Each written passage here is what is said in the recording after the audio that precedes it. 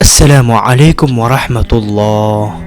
যে ব্যক্তি আল্লাহ সুবহানাহু ওয়া তাআলার জিকির করে ওই ব্যক্তিকে মহান মালিক কত পছন্দ করেন, তার কত নিকটে চলে আসেন, শুনলে অবাক হয়ে যাবেন।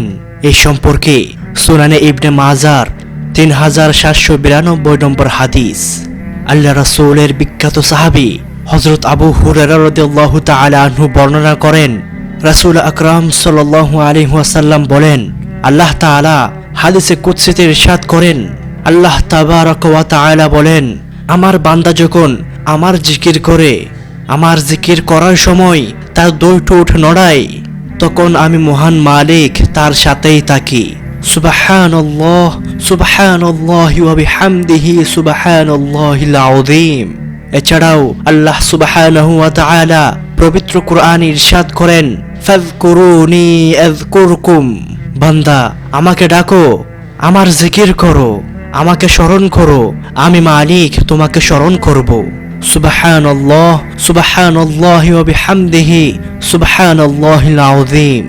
এই জন্য আমাদের প্রত্যেকের উচিত হলো বেশি বেশি করে মহান মালিকের জিকির করা, আল্লাহ তাবারক ওয়া তাআলার স্মরণ করা।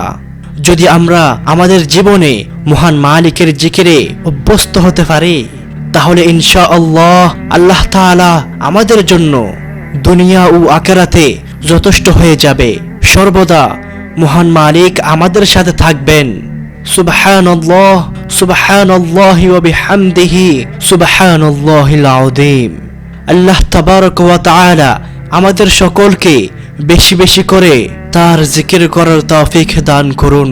প্রিয় বন্ধুরা, এখানে যে জিকিরটি বলা হয়েছে সেই জিকিরটি আল্লাহ তাআলা আমাদের প্রত্যেককে করার তৌফিক দান করুন এবং বন্ধুদের সাথে শেয়ার করার তৌফিক দান করুন।